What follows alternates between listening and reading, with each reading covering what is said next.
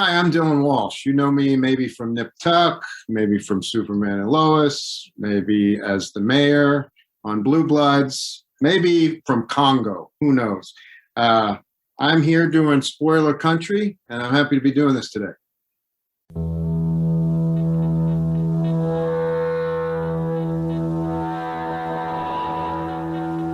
In a world of podcasts, one rises in the night to destroy them all.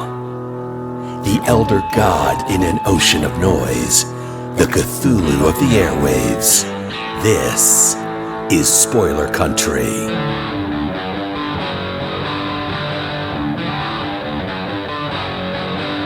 Hello, listeners of Spoiler Country. Today on the show, we have the fantastic actor, Mr. Dylan Walsh. How's it going, sir? I'm doing good. How you doing? I'm doing so well, and I like that you mentioned that Congo. I remember that movie well. It's a fantastic movie. Yeah, it's funny that sat around for a long time, that Michael Crichton book, and nobody could figure out how to do the gorillas, and I'm not exactly sure we ever did either. It worked. I mean, you bought, the viewer, as a viewer, you bought into it completely. And like I said, as someone who loved the book itself and was a big Crichton fan, I really thought you guys handled it well. That wasn't easy. Yeah. So I did read, as I was doing some research on you, I read that your parents met in Ethiopia. Is that true? Yeah, that is true. That sounds like a romance movie plot, like. It kind of played out like that. This is back in the early 60s, and my mom had taken some courses so that she could join the Foreign Service. My dad was already in the Foreign Service. They both wanted to travel. My dad was from Texas. My mom was from California. And so my mom's boss, the person who was going to be her boss in Addis Ababa, wrote her a letter saying, okay, this is what's going to happen. I'm going to meet you at the airplane. I already got a place for you to stay, et cetera, et cetera. While she was on the plane, this person died. So they sent over my father to take care of her when she got off the plane. Oh, man. And the rest is history. I'm not sure I believe in fate or not, but some stories like that you hear and you're like, that's the odds of that, how things play out. Yeah, it's a good story. It really is. And because of that, you've traveled, it sounds like all over the world. You're like Kenya, India, Pakistan. Is that all right? Not Pakistan, Jakarta. Okay. For Indonesia. So Indonesia, yeah, that's gotcha. all true. I don't remember the Africa. I went back to Africa later in my life, but when we lived there with the family, that I was too young. But I remember India very well. I remember Indonesia and all the traveling, Bangkok, Tokyo. It was pretty exotic upbringing. I mean, that sounds absolutely incredible. I would, I've always been mostly stuck within these two oceans, in the United States. I can't imagine what it'd be like to have that kind of experience. Do you think that impacted you as a person, like who you are today? Yeah, absolutely. I mean, traveling, I read a lot, and traveling is kind of like reading, it's like going places, but also different worlds, just kind of exciting your imagination.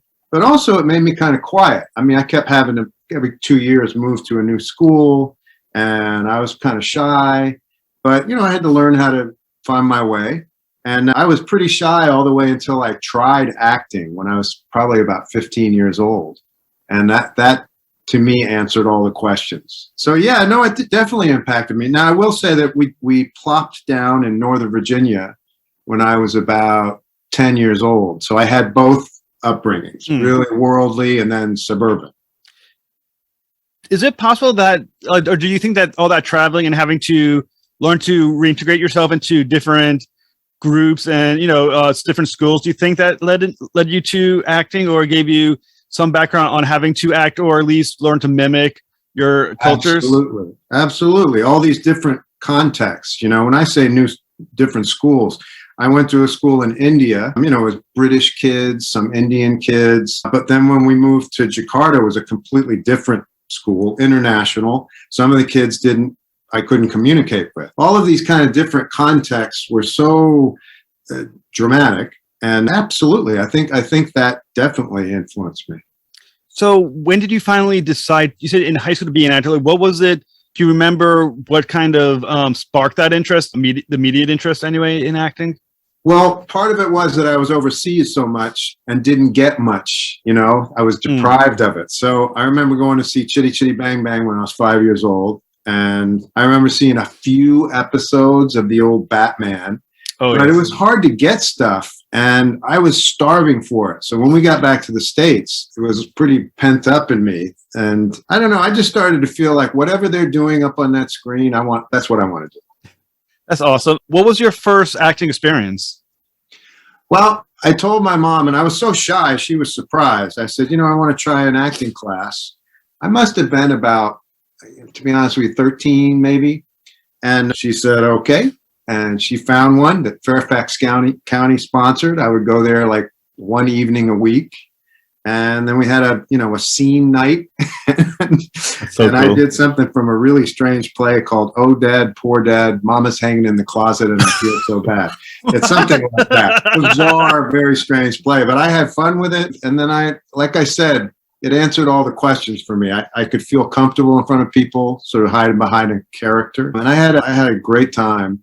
And then I would just do things here and there in school until I could start doing stuff in Washington, D.C. And so your parents sounded like they were supportive then of this choice. I mean, did they understand the complexity of, trying to pursue a career like that? Yeah. And I think that, as long as I wasn't talking about trying to, pursue a career, they were supportive. And then later, my dad felt like I should go to college, but I wanted to go to college anyway. Yeah. So there really wasn't a fight about it. I was an English major in college, which kind of made him chuckle because if that's your backup, that's not too smart. But they were, to be honest with you, they were supportive. I think as time went on and they saw how much I loved it. And I was doing plays when I was still in high school. I would take the bus and the metro into the city, and yeah, they were very supportive. I think they both, sadly, they passed away when I was 27 years old. No, 24 years old. It's been a long time. So they both had cancer, and they only got to see me do a smidgen of what I ended up doing. They saw me in a few things on TV, but hopefully they had some idea of where it all went. I'm sure they looked and they were like, "Yeah, he can do this. he's an actor." Yeah, I think when you went to the University of Virginia, as you said, as an English major, what were your plans on what were you going to do with it? Well, I just didn't know. I mean, back at that age, it's a mixture of ignorance and just some kind of moxie, right? Where you just think, I'm going to find my way. It's this kind of ignorant confidence that I had. And I was quiet about it. I didn't boast, but I just felt like I was going to find my way with this. And the majoring in English was really about, it seemed to go with it. It's literature, it's stories. And UVA had the best English department in the country at that time. And I thought, you know what? That's what I'm doing. I did a lot of plays while I was at UVA, though. So I had a lot of great experience. Well, it took some serious guts to pursue it. I mean, I remember when I was in college, or before going into college, I told my father I was going to go primatology. I was like, I got this, Dad. Don't worry, I got this. I can do this. I was wrong, unlike you. I was wrong. And I had to back out and go back as an English teacher. I went back to school in my early 30s. But the difference between having the guts and actually pulling it off is a big deal, and you actually did obviously pull it off. Well, I pulled it off, and I always tell people you work hard, but I also got lucky here and there. A little luck. Well, what do they say? It's better to be lucky than good sometimes. Yeah, a little bit of both doesn't hurt either. Exactly. No, 100%. So how did being an English major help you as an actor? I think I'm a much better reader. My dad was a serious reader, and I got that from him, and I was one of the few kids who did love English in high school. And it's just, I didn't like everything, but every once in a while something come along and I found it very inspiring. Something like Portrait of the Artist as a Young Man. A lot of the kids were just sort of bored with that, and I just found it fascinating. So I had a real interest in literature anyway. And I think, being able to, that's the first thing I have to do with every part I play is I have to read a script. And I think I'm a better reader for that. Is there, when you're reading a script, especially like right now you're playing General Sam Lane in Superman Lois, which we're going to get to in just one moment. Do you find that when you're reading a script and reading your character or reading your parts of the character or the overall story, do you think you're picking up on nuances in the script that maybe another actor would miss? Well, if I am, it's just because I've been doing it for 35 years. I'm looking for anything to help me. And that you develop that, I think, that eye and that view into into what you're reading, and it becomes sort of second nature. Every script is different, and let's be honest, it ain't all literature. Sometimes you're the hardest part of your job is finding some way to like that thing that you're reading, or to find what is it in it that's going to make you like it. And that more than anything has come from experience. Now, I'm not going to ask you to name the project. I want to do that to you. But was there a project then that you were in that this script is just really bad, but I needed, obviously, because early in your career or whatever, you needed the role. You thought, I got to find something in this that I can do, or something I can like about this script because it's awful. Absolutely. One of the great differences, and it was a luxury for me, it was back in the 80s and the 90s. They made a lot of little movies that may not end up anywhere. There were a lot of entrepreneurs out there just wanted to dabble in movie making, and somebody would write a script and they'd get this thing done. And so I would work in places like. So I read. So you first inhabited the character of General Lane in the TV show Supergirl. Is that correct? No, actually, somebody else played it in that. And so I was a little surprised to get the call that there was interest in me. I had worked with Greg Berlanti years ago on Everwood. And I was doing Blue Bloods. I was playing the mayor, but it's only kind of half a job. And I was looking for something. And they offered me General Lane. And I've had a great time playing him. So the different actor who did Supergirl, when you took over, were you told to follow kind of like the acting beats? Were you allowed to make your own character? Was there any kind of direction at all in the fact that you're rehabiting a character? One of the things that they told all the actors is that Superman and Lois was going to be its own thing, that we didn't have to worry about. In fact, I know that Bitsy, who plays Lois, and even Tyler, I think they play the characters in a different way than they did on Supergirl. So for me, that would freed me up to just worry about what I was going to do. And I really appreciated that we haven't worried so much about the Arrowverse and all that. We tried to let it stand apart, and I think it's better for that. I think I agree 100%. I mean, there's a lot. It's sort of the same issue you have in the comic book world, where there's a lot of continuity to jump in if you're like a new read, or either a new reader or new viewer to Superman and Lois. And I really think it helps Superman and Lois that you don't have to worry about the denseness of the Arrowverse continuity, because it's 4 or 5 shows now. And I think there has been a benefit of that. It can drag you down, and I think that they were very smart to just kind of free it up and let it be its own thing. They have other decisions they're making right now about possibly they have to cast Lois Lane's sister, my other daughter. And so that keeps coming into it, what you're talking about, the idea that we can be apart and we don't have to stay with the same actors or even the same characters. I know that Superman and Lois are very different in this show than they were in Supergirl. Yeah, and like I said, you're doing a great job as General Sam Lane. And so when I read that you previously played a captain in the movie We Were Soldiers, has that helped you know how to inhabit the character of General Lane? Yeah, I remember very much. Now that character in We Were Soldiers, I believe I was a captain. But we all got to go to Fort Benning, and this was before 9/11, when they really allowed actors to get to know people in the Army, and they put you through real training. I mean, we did 3 weeks of real training.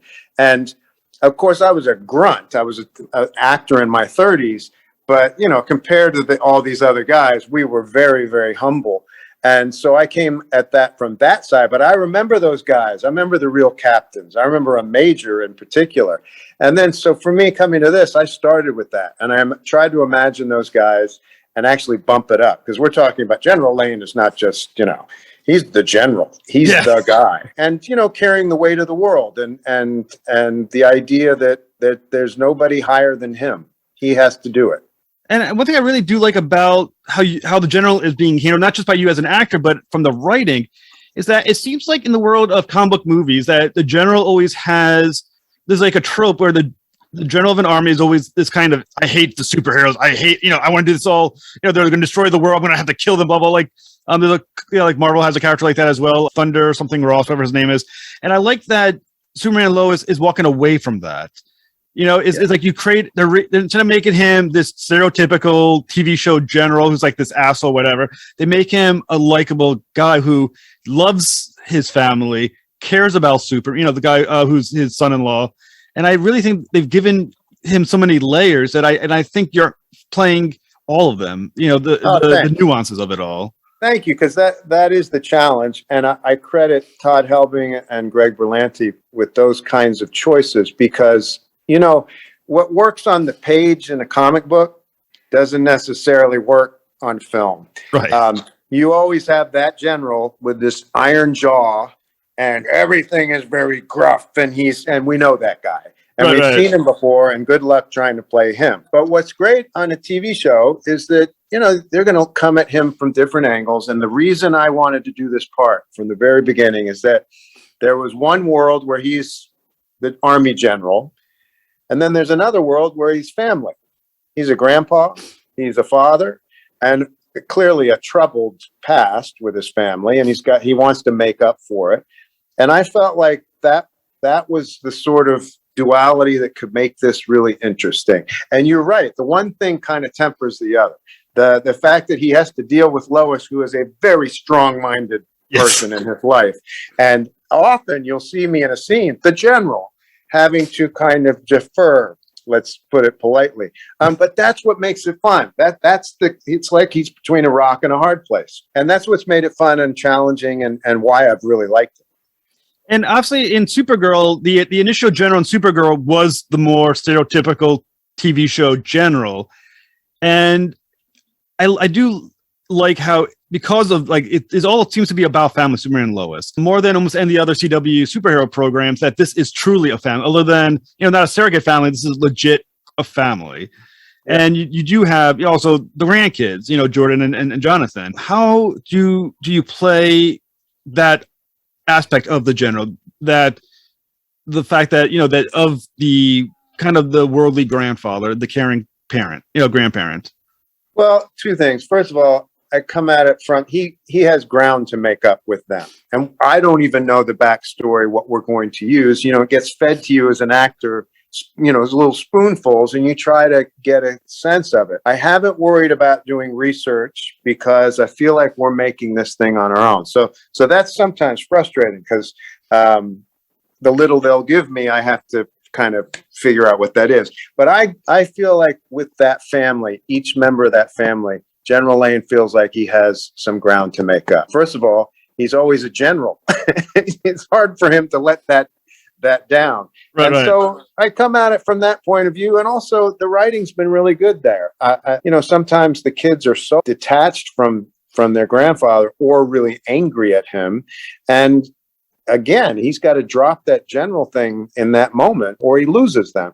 So that's the conflict. It's almost like a conflict of genres, that comic book page version and then this grandfather. And to reconcile those two is and the tension between those two, I feel like is, for me, the whole job.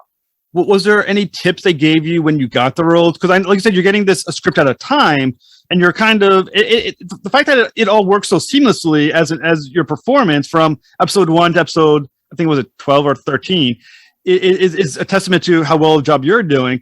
But since you weren't told necessarily what was happening in episodes 12, 13, 10 or whatever, did they give you any tips like, just let you know, you may want to perform like this because something could happen, something could happen in 5 or 8 episodes that you got to do this?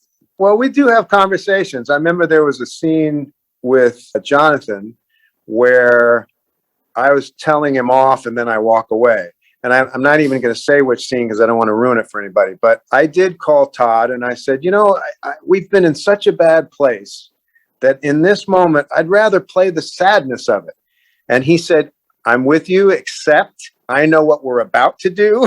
And I need you to come hard at him. And so those kind of discussions, they happen all the time.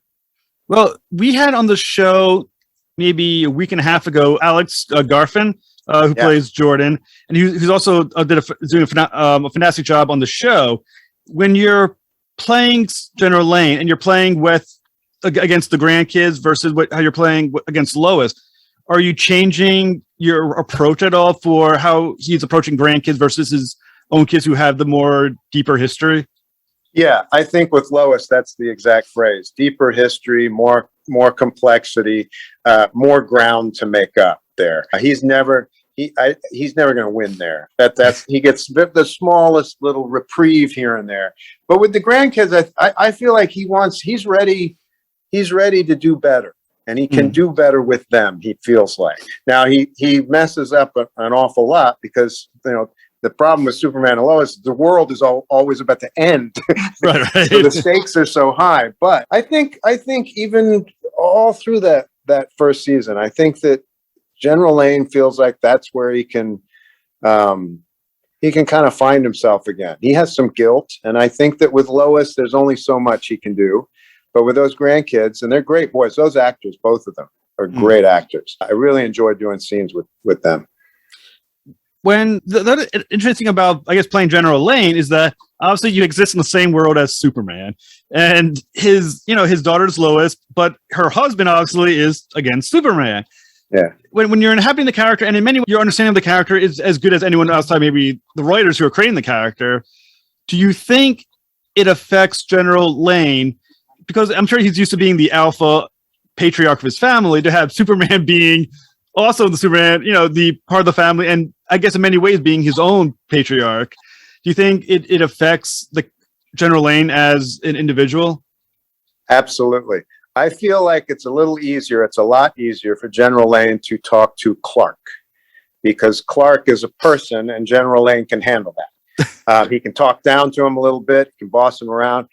And then when he's Superman, I think General Lane has a hard time with that. I think it took a lot of getting used to just to know how to refer to him, how to talk to him face to face, how to deal with the fact that this is the most powerful creature we've ever had on this planet. I think it took a while for General Lane to come around to the realization that this is his best weapon. This is how he can defend the world. And so it's grudgingly that he has to deal with Superman, and he wants to deal with him as if he were an employee, and Superman just isn't going to go for that. So that's one of those little nuanced conflicts that we're always revisiting. Well, and I think a great thing that they do later in the show, once again, I don't give away too many spoilers, even though the show's been out. Sorry, my cat is knocking my desk and is making the screen shake. Sorry. Anyways, so I think a great wrinkle they added into the show later on is that they introduced John Irons as being from an alternate Earth where things happen differently. And I think the fact that the general knows about this alternate possibility with Superman is also an intriguing characterization to integrate into the show. What kind of opportunities does that offer you as an actor to know that he knows about this other possible version of events? I think it helps bring out the paranoia in General Lane. Again, if you are tasked with defending the world as we know it, you're in charge of all defenses. If Superman ever goes bad, what would you do? He has to think about that. That's got to go through his mind. That would never go through the mind of Lois or the kids or anybody else, but me. And so it was a hard thing to play for a few episodes because I was the bad guy, basically, kind of like a version of a villain. But the way I approached it was hold on, who's got this angle? Who's going to take care of this? Who has thought this through? And if nobody else has, then I have to. And I think you did a great job. And I think the interaction between you and the actor who plays John Irons is fantastic. And I think that feels like something that, once again, I don't know if I would have guessed when the season started how well that duo works together, but it really does. I mean, there's the two characters and the two actors, you guys do a great job working with one another. And it just feels like it's really meant to be. Yeah. Wale is great. And we didn't know where that was heading either. As most things in the show start, it was just huge conflict. Who is this guy? He's a problem. But we actually got to develop that, and it evolved over time. And I love that he's the one I'm talking to at that last party that we have at the end of season 1. We have an unexpected friendship that has come out of, just this experience we've gone through. The other thing that happens with General Lane is that he feels like he's their boss, but then he's always left at some command post while they go off and do all this crazy stuff. And, I think he has to respect that. He has to respect that, well, they're the ones who do it. I mean, I know you can't give anything away, but is there indications that next season you'll get to do be put more deeper into the action, the heart of the action? Or is there any things that they mentioned to you about potentially the directions your character could move into? All I can really say without ruining anything, and I don't know much at this point, we're just starting up, is that it's a little surprising. At the end of season 1, General Lane felt like he needed a break. And he really does take a break. Or let me put it this way. He tries to take a break. He tries to just go have some fun with life, take his uniform off, leave all of that responsibility behind. And I gather he doesn't get to enjoy it for long. When is that season filmed, the next season? When do you guys start filming it? We start filming in about a week. Oh, wow. Okay, that's going to be really exciting for you. So a week from now, huh? When is it? Like, I'm not sure what you can share or not share, but are we looking at a season 2 in the beginning of 2022, or are we looking at towards the end, do you think? It's a good question. They don't want to wait too long. I know that. And I don't know the answer, and I don't want to mislead anybody. So we'll know pretty soon. I think everybody will know. It is still going to be under the COVID protocols? Because, I mean, it seems like it would have impacted last season. I'm sure it was impacted heavily by COVID. Is it still going to be dealing with the same stuff this year? Yeah. What we're finding is that in spite of the fact that now we have a certain percentage of the public and a certain percentage, by the way, of the crew who are vaccinated, that doesn't mean you're out of the woods. So as much as we thought we were all coming into a very different season, most of the COVID protocols are exactly the same as they were last year. So we'll see. I think it evolves as we go. And I don't know. There's a lot we don't know yet. And like the one thing that I do like about watching the show is that the chemistry on set is definitely present among the entire cast. Is it the same offset, even though with COVID, do you guys interact a lot off the set as well? Not as much as we would like to, just because of COVID. So we would only meet up outside. We would social distance, wear masks. There's Stanley Park, which is in Vancouver, and anybody who's worked here knows what I'm talking about. We would meet there. Bitsy has a large backyard. A few of us at a time would meet there. But again, we had to be careful. One thing we all found, the actors, if we test positive, which during the course of the season, a few actors did, everything stops. The whole show stops. And the whole crew stopped getting paychecks. Oh no. So there's a huge peer pressure to do the right thing. And so we weren't going to restaurants. We weren't supposed to go to the gym, but we would all kind of figure that risk out as we went. And you can imagine Wale and Tyler had to go to the gym at some point. But that's what was so hard about the year. We test 3 times a week, and the fear of testing positive and then everything grinding to a halt really kind of kept us sequestered and behaving ourselves. Were there changes made to the scripts to go around the COVID issues? I mean, were there shots or stories changed because an actor could not participate for episodes? Yeah, we'd move some things around. This is just would seem like a small thing, but it actually is hugely impactful, which is that, if Tyler were to get sick, aside from how we'd all feel about that, terrible, we have no show. Right. So I think we did try to protect him. For instance, you don't see his character appearing with a lot of extras. We all tested. The main cast had to test 3 times a week, and for the reasons I just told you, we didn't go out much. But it's hard to control everybody. And some of the local atmosphere extras, I think there was an effort made to keep him away from them, so you don't see him sort of standing with a group of bystanders. Kind of thing. So you wrapped him in like one of those like bubbles. He just made sure he would stay in quarantine at all times. Yeah, I mean it was tough that way. And if anybody forgot that, obviously when we work, we don't have our masks on. So as soon as they say cut, we're all reminding ourselves to pull the mask up. I mean, it got tedious, and we got tired of it. I can imagine. The good news is we made a season of television. We got through it. And it timed out well that the show moved to Smallville instead of being in Metropolis, because obviously, once again, less extras to worry about in a town like Smallville than worrying about Metropolis. And Smallville is a place we built, so it's a facade on each side of the street, and we can control that environment exactly as you're saying. It did help, yeah. So, what can our listeners look forward to in the future episodes of Lois and Clark? Superman and Lois. I still think Clark. Superman and Lois.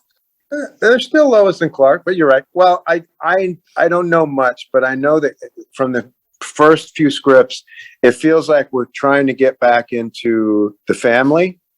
Try to, it got so plot oriented in the last 4 or 5 episodes last season. I think they want to reboot and get back down to the characters and some of the family issues. And so, it's so hard to talk about things without spoiling. Right. That's kind of where we start again. There's a little bit less hoopla and action while we reboot these characters and these relationships. Well, like I said, I think the show is absolutely fantastic. I've enjoyed it. As a big comic book nerd, I've really enjoyed how they handled Superman. It's nice to see him back on television again. Great. Thank you.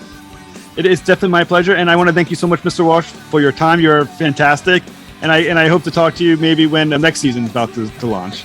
I would love to. Cheers. Thank you so much. Have a great night. Bye-bye. Bye. Spaghetti! And we're back. That's right. We are back. Back in the saddle again. Well, I hope you guys really, really enjoyed that as much as we did making it for you. And if you liked what you heard and you want to hear more, you got to go check out spoilerverse.com, because at spoilerverse.com, we have a plethora amazing directors and artists of all walks of life, and editors and writers, and oh my God, are you a lover of comic books like we are? Then there's so many amazing people from the comic book world over at spoilerverse.com, and I highly implore you to go there and check it out. Yeah, and while you're there, you can check out all the other podcasts on our network, like Bridges and Geekdoms and Funny Book Forensics and Haphazard Adventures and Nerds from the Crypt and so many more. Misery We put out Point Radio. episodes all the time. Go check all of them out, and check out all of the reviews and previews and articles we have going up every single day for you, every day on spoilerverse.com for you to check out and to read and to love and to like and to comment. We have a store link. You want to help support the site? You can do it 2 ways. One, go to our Patreon, which is patreon.com/spoilercountry, or go to our store link in the middle of the site there and get a t-shirt, a face mask, a hoodie, something, look fly as hell, and help support the site when you do that, because we get $1 or $2. And, maybe you want to talk to us. If you do, you can do it obviously on all the socials, but if you go to scpod.us/discord, you can join our public Discord server and come